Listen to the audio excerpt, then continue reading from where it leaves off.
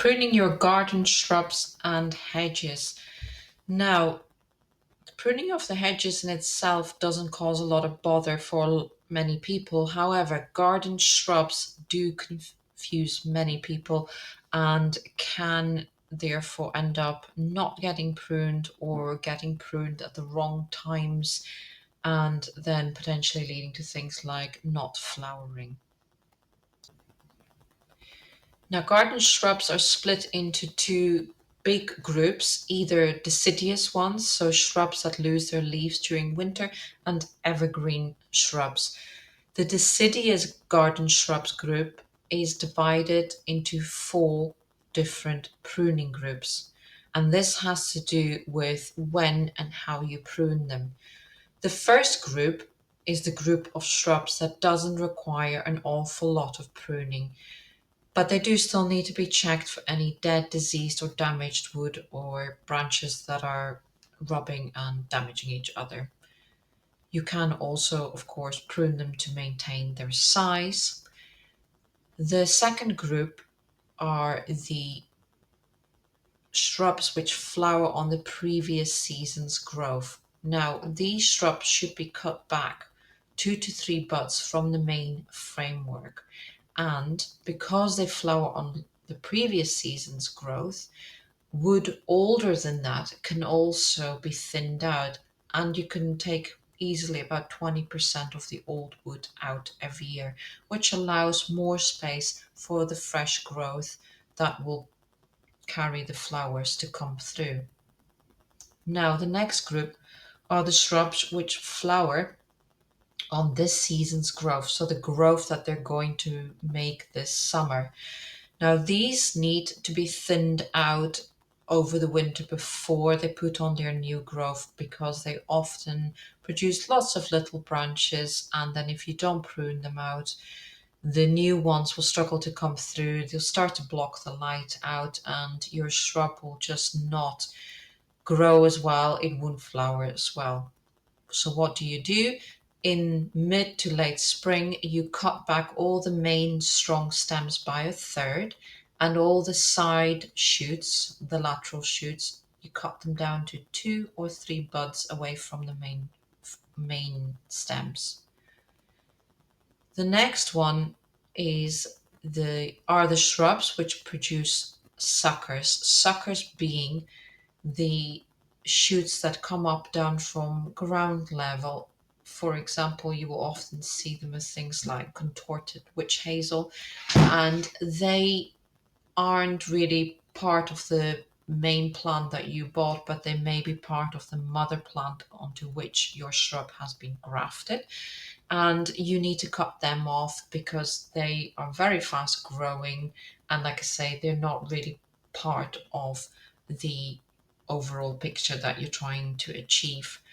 Furthermore, with these, you also obviously need to check for any dead, diseased, or damaged wood, and you can cut out some of the old woody stems after they have finished their flowering period. On this slide, I've collected some examples of shrubs in each pruning group. If you know what the name of your shrub is, then you can identify which pruning group it falls into. If you're not sure what your shrub is, then you can try and work it out by deciding if it flowers on last year's growth or this year's growth. If you're still not sure, wait till the shrub has come into leaf, and then there are certain apps you can download, take some pictures of the shrub and try and identify it that way. Otherwise, of course, you can always email me pictures of your shrubs and we can try and work it out together. Pruning of evergreen shrubs. This is done in mid-spring to early summer, and it's to help maintain the shape and sizes of these bushes. Some of them can get very large. The other thing obviously to do is also to check for any dead or diseased and damaged branches. It is also important that when you do prune these evergreen shrubs, Try not to use hedge trimmers on anything with large leaves because you will end up with serrated brown edges all over the hedge. And these will often then turn yellow and brown and drop off dead. So it is a secateurs or loppers for these larger leafed bushes. On this slide, I just wanted to show you why it is really important that after planting an evergreen hedge plant, you need to prune these, even though you think, oh, I'll let it grow till it's the right size, then I'll start shaping the hedge. That's actually the opposite of what you need to do.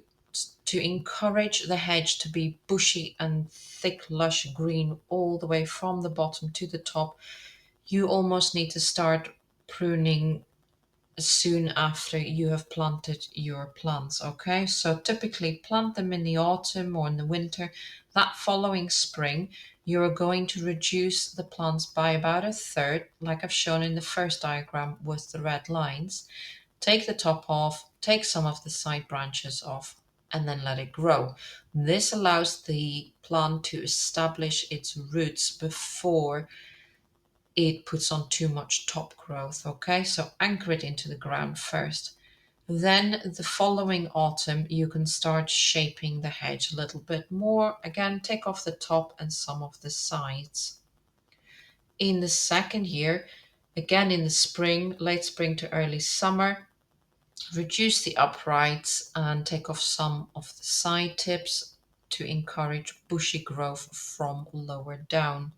In the third year, in the spring or summertime, you can start to form the shape more, depending on what kind of plant you have chosen and the height of the ultimate hedge. You will start to have sort of a framework of your hedge. Obviously, if it's 1 foot tall, then you probably will have your shape by then. But if you're going for 6 foot tall, you might not be quite there yet.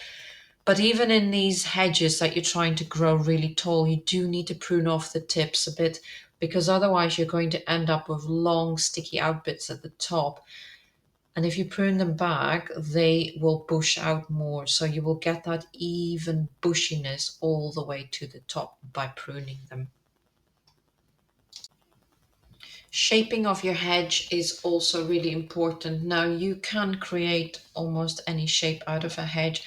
However, I would try and avoid anything with a flat top. And from personal experience, the flat topped hedges will collect, in particular, snow. And living in the northern climate here, snow in the winter, when it's blowing a gale down, the last thing you want to have to do is go outside and dust your hedges down. And even just a little bit of snow that stays on there for a day or so can cause a problem, and you will see the leaves start to brown as they get frost damage. And then come spring, you've got a lot of bare wood sticking out of the top of what should otherwise be a nice, lush, green topped hedge. So if you can make them round so the snow can fall off quite quickly.